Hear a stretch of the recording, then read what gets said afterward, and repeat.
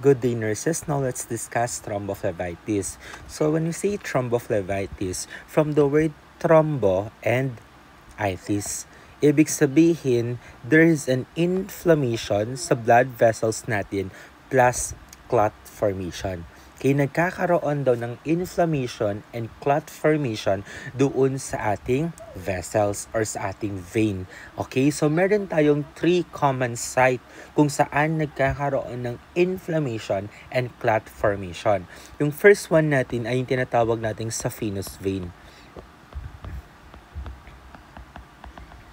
The second one is the femoral. And the third one is your popliteal. So these are the 3 common sites kung saan nagkakaroon ng inflammation and clot formation. Asan ba si saphenous vein? Si saphenous vein natin, makikita natin yan sa ating thigh.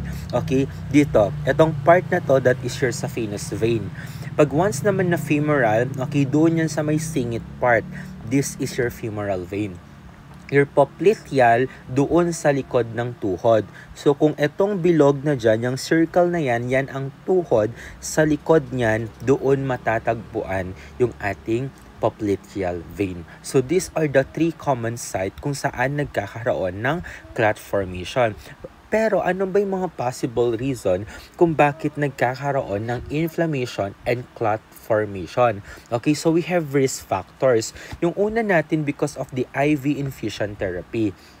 Okay, pag nagkakaroon ng IV infusion, remember meron tayong needle na pinapasok. Okay, because of the repeated needle puncture, okay, because of repeated needle puncture, pag paulit-ulit na natutusukan ang ating mga blood vessels, it can cause damage. Okay, nagkakos yan ng damage. Pag nagkaroon ng damage doon sa ating blood vessel or sa may vein natin, nagkakaroon ng inflammatory response. So, ibig sabihin, pag nagkaroon ng inflammatory response, magkakaroon ng inflammation. So, anong gagawin pag magkakaroon ng inflammatory response? Yung katawan natin magkakaroon ng compensation na tinatawag. Okay, magpapadala siya ng WBC, pero hindi lang kasi WBC ang pinapadala, pati platelet.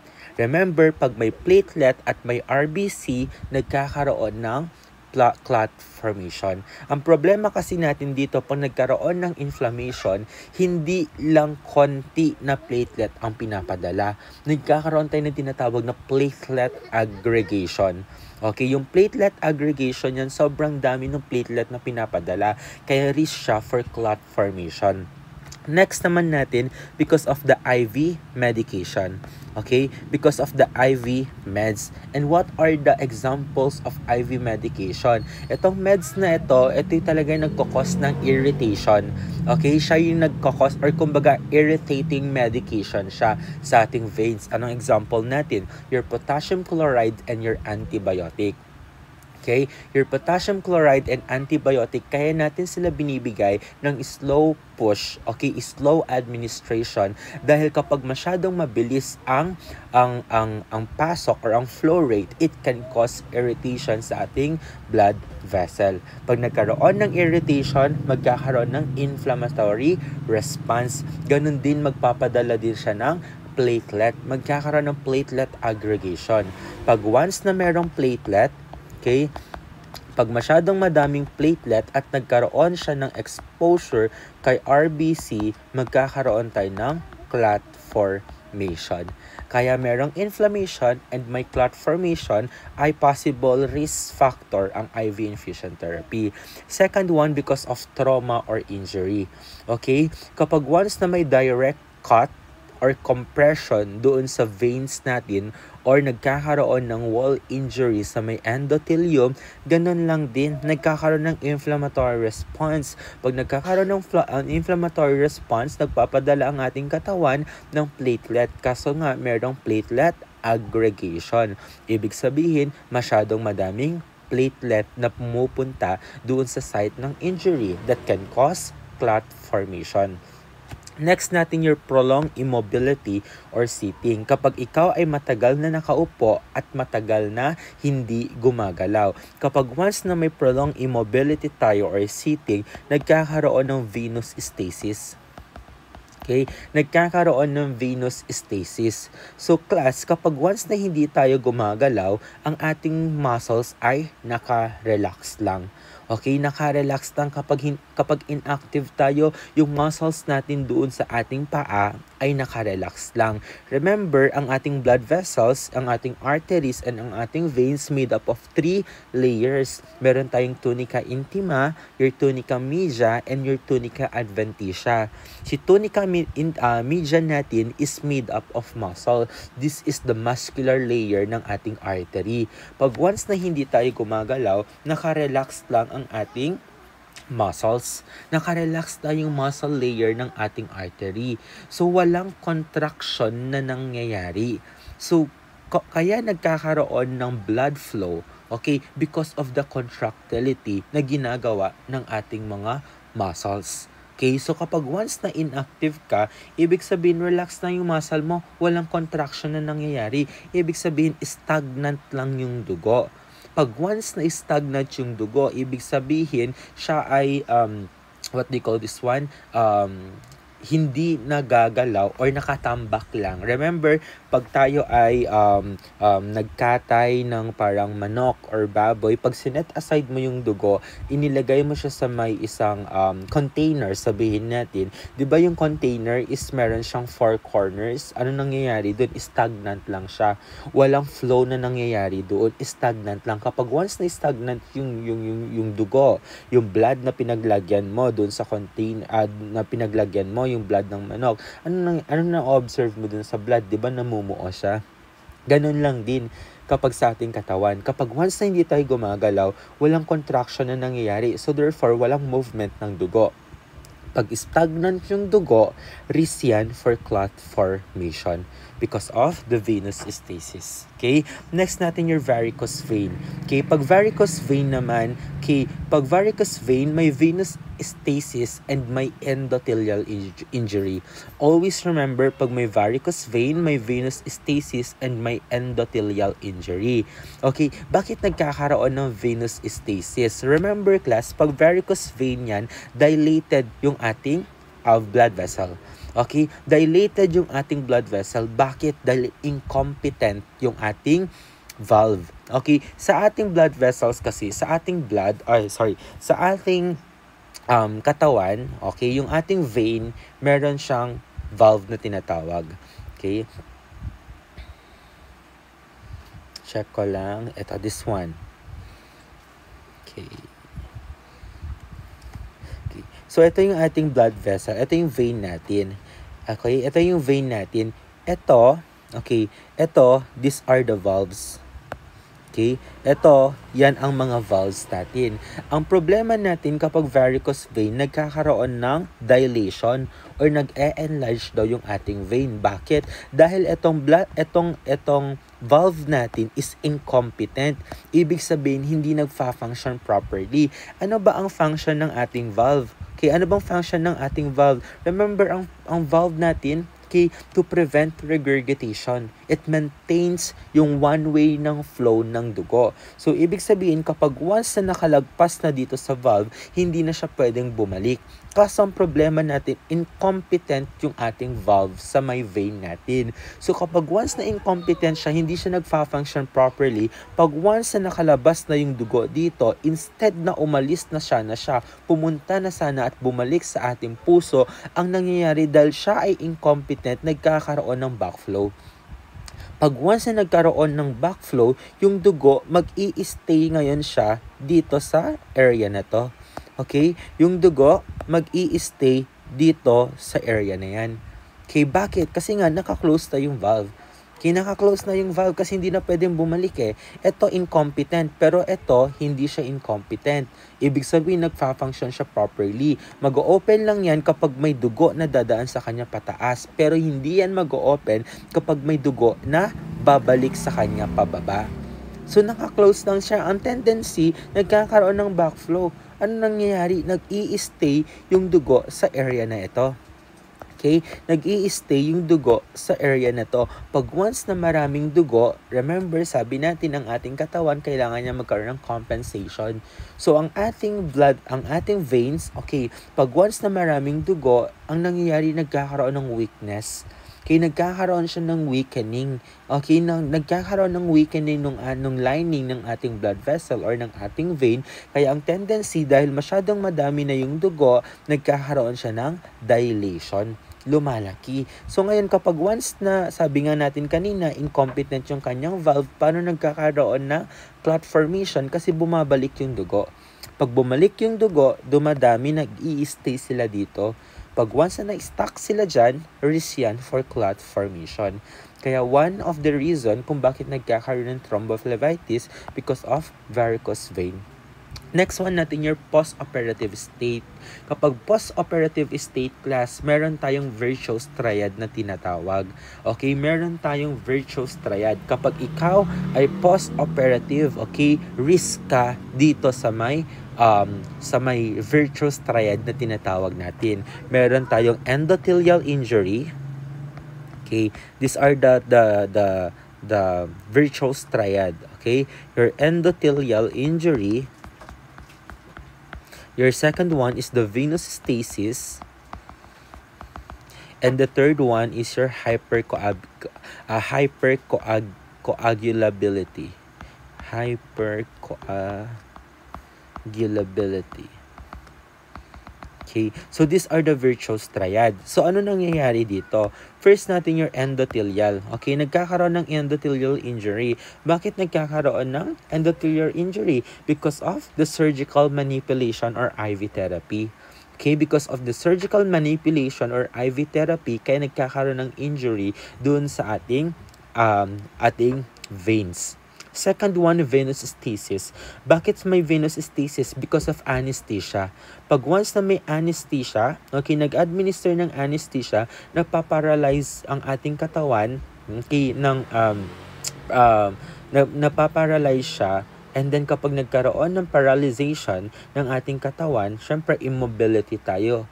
Immobility tayo during the surgery, hindi tayo gumagalaw. So kapag hindi gumagalaw, relax ang muscles natin, kaya may venous stasis. Third one, hypercoagulability. Bakit nagkakaroon ng hypercoagulability? Because of the stress response. Okay? Because of the stress response. Pag once na may stress response ang ating katawan, masyadong mataas or mataas yung production ng clotting factors. Okay? Masyadong mataas yung production ng clotting factors. Pag once na masyadong mataas yung clotting factors natin, risk yan for thrombus formation. Nagkakaroon tayo ng clot formation. Kaya kapag post-operative state, isa sa mga most common complication niya is deep vein thrombosis. Kaya nga pinapalakad natin sila, di ba? Kaya nga may early ambulation. Encourage early ambulation to prevent post-operative complication katulad na lang ng deep vein thrombosis. And next natin, infection near vein. Okay, infection near vein. Kapag once na may infection near vein, remember, may injury yan and may inflammation din. Okay, yung bacteria and inflammatory toxin can invade or irritate the nearby veins.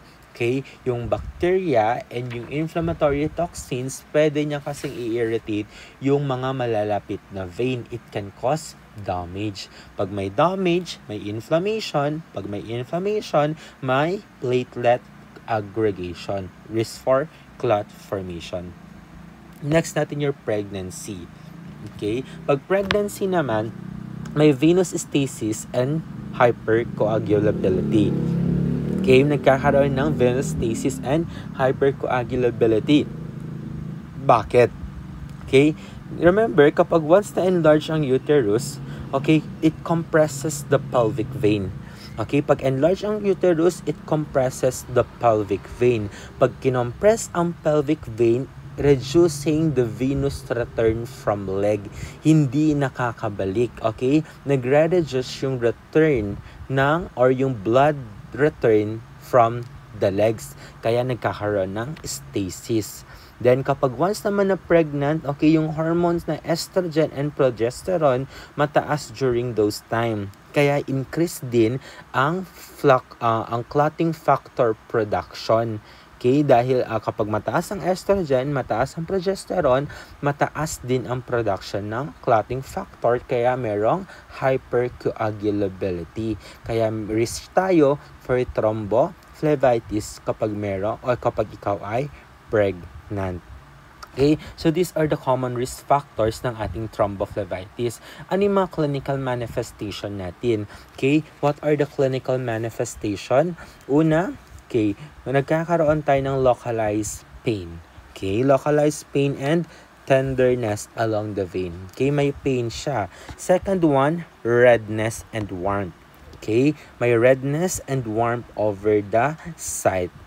Okay, so namumula at medyo mainit-init kapag hinawakan mo. Then meron siyang edema or swelling near the affected vein. Okay, doon lang sa affected area lang, hindi buong paa niya nagkakaroon ng pagmanas. And then, palpable cord-like vein. Okay, palpable siya, medyo matigas-tigas yung vein mo dito kasi nga may inflammation.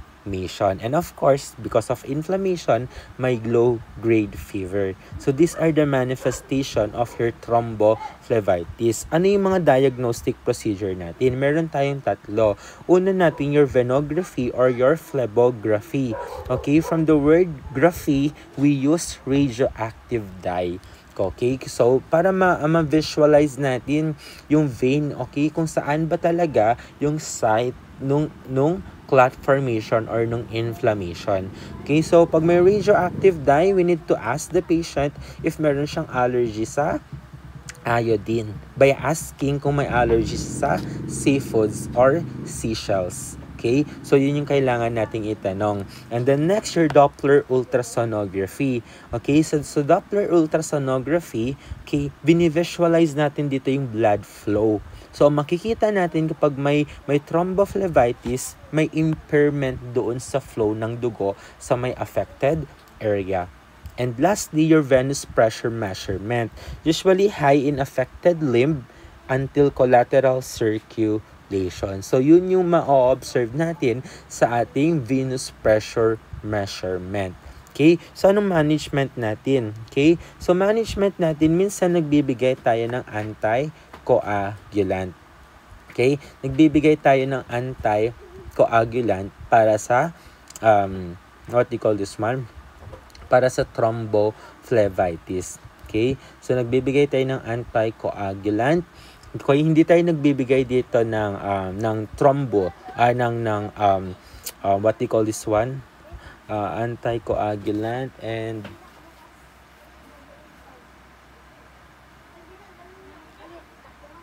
antithrombolytics. Okay, hindi tayo nagbibigay dito ng antithrombolytics.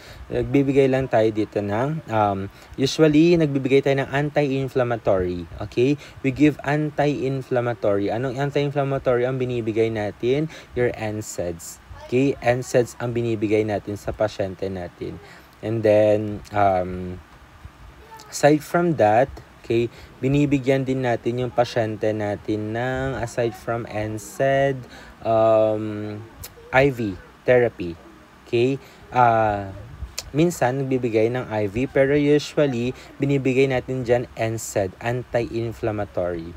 Okay? So, anti-inflam ang binibigay natin. Minsan lang tayo nagbibigay. Okay, anticoagulant, pwede tayo magbigay dyan para ma-prevent yung clot formation. Okay? Your heparin and your warfarin. Yan yung binibigay natin. So, usually, okay, si heparin natin and your warfarin natin, okay, pag sinabi nating heparin, anong action ng heparin natin? Yung action ng heparin natin blocks the conversion. Okay, blocks the conversion of prothrombin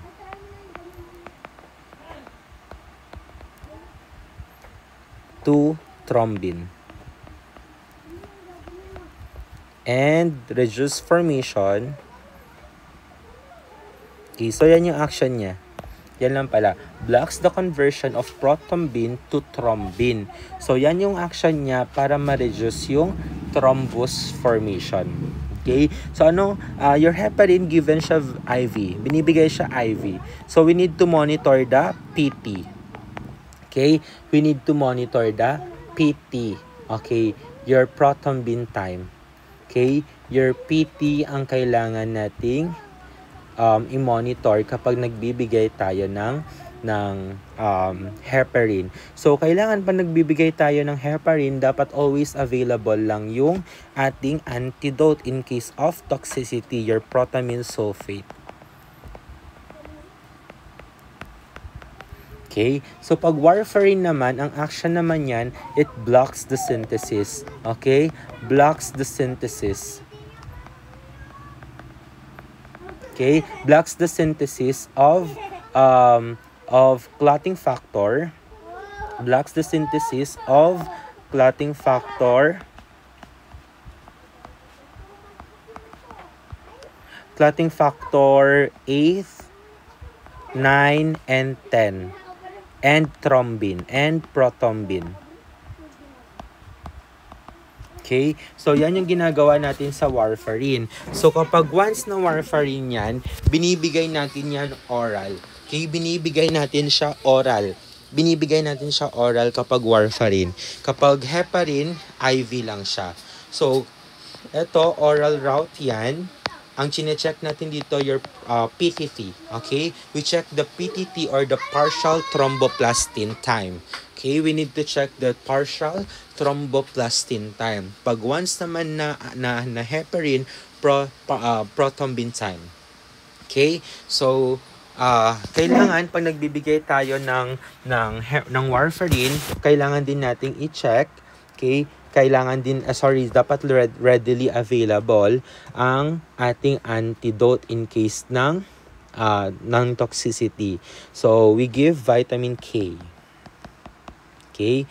So, normal PT natin, usually 9 to 12. Okay? Normal PT natin, 9 to 12. And then, kapag once naman na your PTT, 20 to 39. Minsan, 20 to 35. So, these are your heparin and warfarin. Pag NSAID, binibigay lang natin dyan NSAIDs. Okay? So, nursing management natin, we need to provide bed rest and elevate affected extremities above the heart. Okay? So, bed rest, okay, and elevate affected extremities above the heart. So, yan yung ginagawa natin in case na merong what they call this one, if merong thrombophlebitis. Then, aside from that, okay, usually, kapag once na, what they call this one, kapag apply warm, moist compression several times a day. We need to apply compression several times a day. Okay, and then we need to monitor for chest pain or shortness of breath or SOB. Bakit? Kapag once na may SOB or chest pain, nagkakaroon, isa yan sa ating complication, your pulmonary embolism. Okay? Pulmonary embolism yan. And avoid sitting for long periods and constrictive clothing, crossing legs at the knees, and smoking and oral contraceptive. Bawal natin yan ibigay.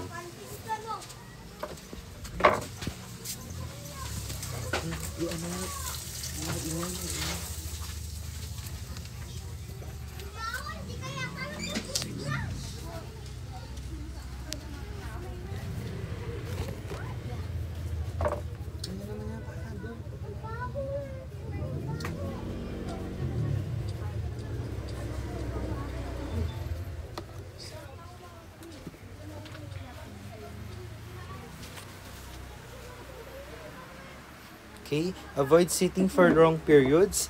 Okay, bakit? To prevent or to avoid your venous stasis. And then, constrictive clothing, bawal din yung mga masisikip. Remember, may inflammation na, may clot formation pa.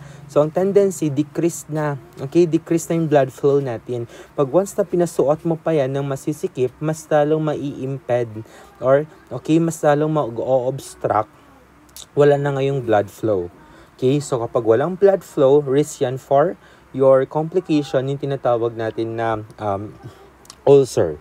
Okay, ulceration. Magsusugat, okay, pwedeng mabulok yung paa. And then, crossing legs at the knees. Bawal yun yung magde-quattro. Kasi nga, pag nagde-quattro ka, naiipit yung vein, naiipit yung blood flow. And remember, may inflammation, may clot formation. And then, smoking. Bawal din. Bakit? Smoking can cause vasoconstriction. Mas lalong magdi-decrease yung blood flow. And use of oral contraceptive. Okay? So, bawal din yung pag-use ng oral contraceptive. Kasi mas lalo lang magkakaroon ng vasoconstriction because of the hormone. Okay? So, yan yung nursing management natin for thrombophlebitis. Now, proceed tayo sa ating deep vein thrombosis. Okay, pag sinabi nating deep vein thrombosis, is the formation of thrombus in one or more deep veins. So, ang pinagkaiba niya sa ating thrombophlebitis, parehas silang may inflammation and may clot formation. Pero kapag once na thrombophlebitis, superficial. Okay, superficial, mababaw lang. Pero pag deep vein thrombosis, from the word deep, ibig sabihin malalim. Okay, so mas malala si deep vein thrombosis compared kay thrombophlebitis. Okay, mas malala si ating deep vein thrombosis compared to thrombophlebitis. So what are the possible cause kung bakit nagkakaroon ng deep vein thrombosis? So meron tayong tinatawag na virtuous triad. Okay, ano yung virtuous triad natin? These are the risk factor. The common risk factor kung bakit nagkakaroon ng deep vein thrombosis. We have your venous stasis, your endothelial injury, and your hypercoagulation. First, puntahan natin si venous stasis. Okay, pag venous stasis, ibig sabihin walang movement, stagnant yung dugo. So kapag once na stagnant yung dugo, nag-i-increase yung venous pooling natin. Okay, so ibig sabihin nag-i-stay lang sila doon sa area. Okay, doon lang sila sa isang area. Pag once na nag-i-stay sila doon sa isang area, nagkakaroon tayo ng clot formation. Okay, kaya merong deep vein thrombosis. Next natin, because of endothelial injury. Okay, so si endothelial injury natin and your hypercoagulation. Pag once na may injury, nagkakaroon ng damage yan sa ating vessel wall. Pag nagkaroon ng damage, nagkakaroon tayo ng inflammatory response, kaya nagkakaroon ng platelet aggregation. Ganon din sa hypercoagulation, masyadong madami yung fibrin and platelet sa ating katawan. Pag once na nagkaroon ng RBC and platelet, nagsama silang dalawa, magkakaroon tayo ng clot formation. Pag nagkaroon ng clot formation, mag-i-increase yung pressure. Okay, di ba nga, merong clot. So, pag nag-increase yung pressure, meron tayong pain. Okay? And then, kapag once na may clot formation, nag-i-increase yung venous permeability natin. Pag nag-increase yung venous permeability natin, nagkakaroon ng fluid shifting. So, lumalabas, nagkakaroon ng leakage ng fluid that can lead to edema. Okay? So, yan yung pinagkaiba ng ating thrombophlebitis and ng ating deep vein thrombosis. Kung kanina sa ating thrombophlebitis, swelling lang. But this time, sa deep vein thrombosis natin, meron na siyang edema.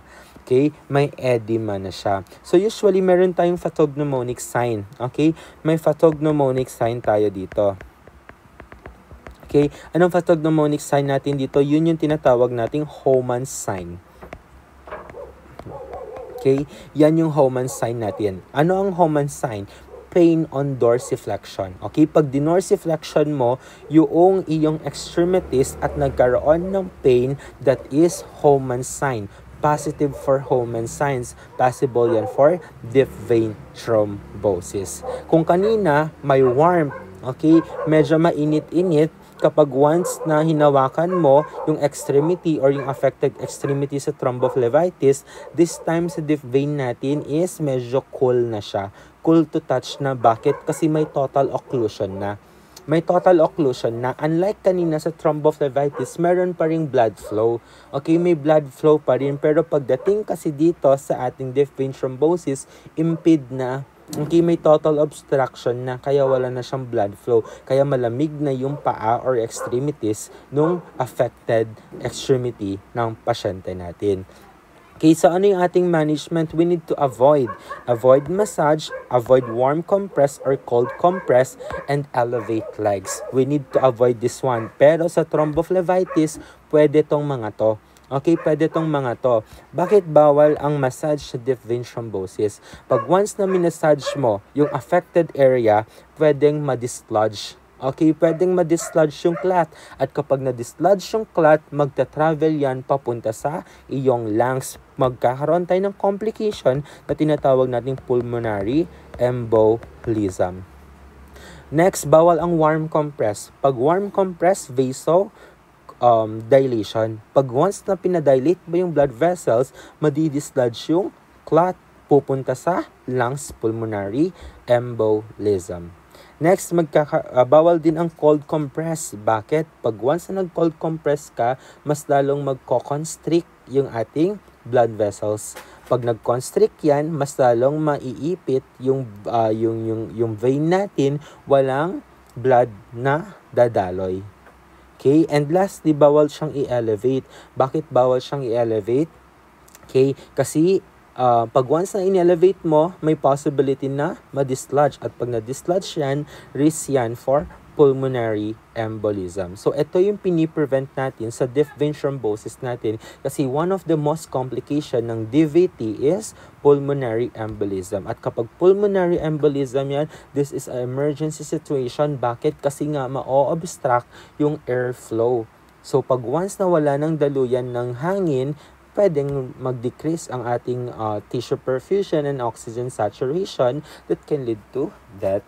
Okay? So, yun yung kailangan nating i-avoid. Pagdating naman sa medical management, okay, nagbibigay tayo ng thrombolytics. Okay? Nagbibigay tayo ng thrombolytics at nagbibigay din tayo ng anti-inflammatory. So, usually, dito may thrombolytics na, pero sa deep vein thrombosis, ay sa thrombophlebitis natin, anticoagulant lang binibigay natin. Pero dito, nagbibigay tayo ng anticoagulant and thrombolytics. Yung thrombolytics natin, yun yung mga may kinase, so streptokinase, okay, yun yung mga example ng thrombolytics natin. So, remember lang, pag magbibigay tayo ng thrombolytics, we need to check. Okay, kapag once na merong signs of bleeding, we need to stop the medication and notify the physician kasi mas lalo lang magdudugo when we administer the thrombolytics. Okay, so let's differentiate your thrombophlebitis and your deep vein thrombosis. Okay, pagdating sa location ng thrombophlebitis natin, this is superficial only. Okay, superficial vein. Okay, pag deep vein naman yan, okay, syempre mas malalim. Deep vein. Okay, pag extent, localize. Okay, localize.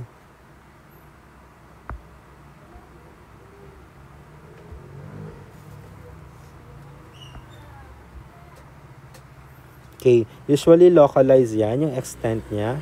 Localize, and then usually less severe din.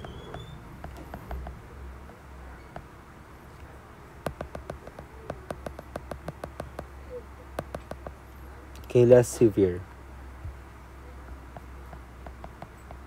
Pag once naman na deep vein thrombosis, usually this is serious. Okay, serious and the most severe. Okay, most severe siya. Mas malala siya. Okay, compared kay deep vein thrombophlebitis natin. And then sa pagdating sa pain, usually yung pain natin dito, okay, localized tenderness lang. Localized tenderness lang. Okay, localized tenderness lang yan. Pag thrombophlebitis, yun na yung parang cord-like vein. Okay, yung cord-like vein na manifestation. And then, pagdating yan sa deep vein thrombosis, okay, deep ang kanyang pain. Okay? Deep pain in leg or calf. Okay? Deep pain in leg or calf. Okay? Usually, nawaworse siya when moving. Okay, nawaworse siya when moving, kaya kailangan ang pasyente natin kapag may DVT, bed rest. Kasi mas lalong sumasakit kapag siya ay naglalakad. Pero pag thrombophlebitis, we encourage ambulation. Okay, and then sa skin color, okay, nagkakaroon dito ng redness, warmth, okay, and visible cord-like vein. And visible cord-like vein.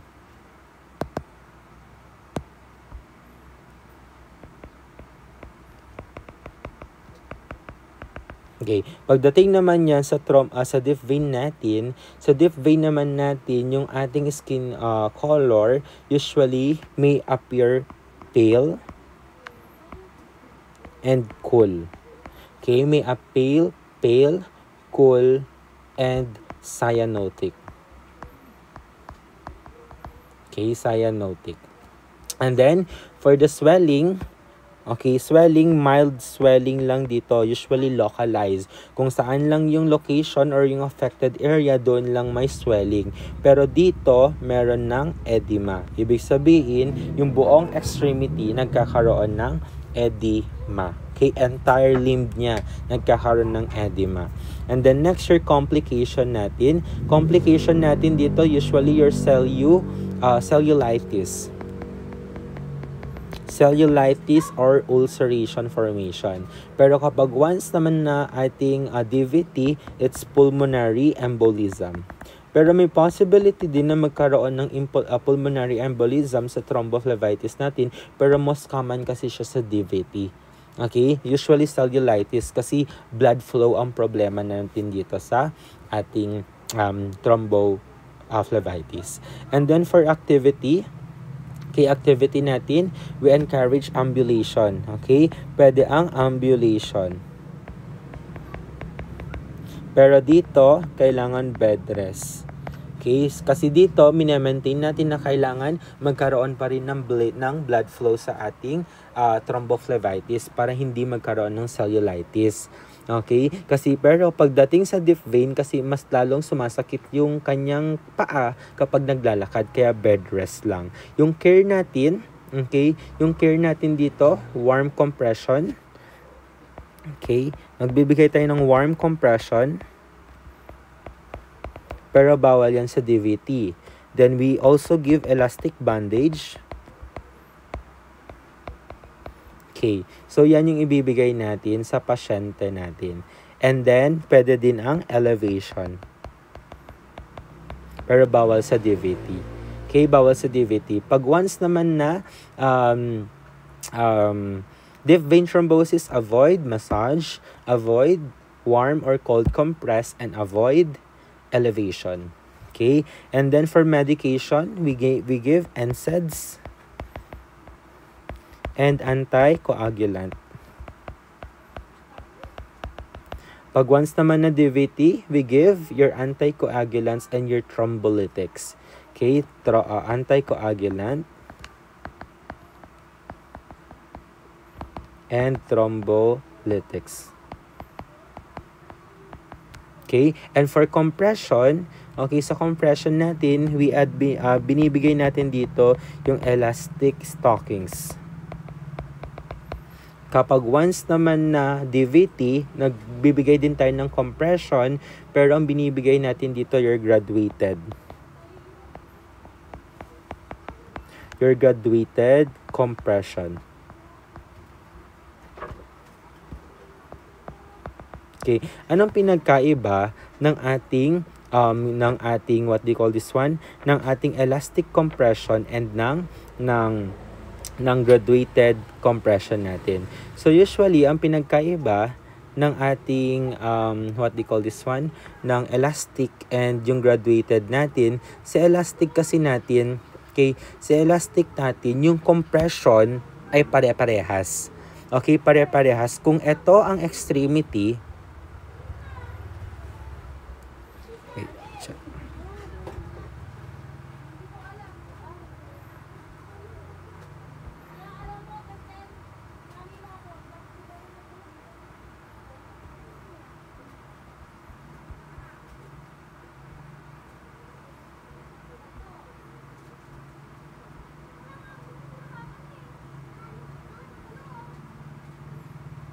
Okay. For example, ito yung extremity natin.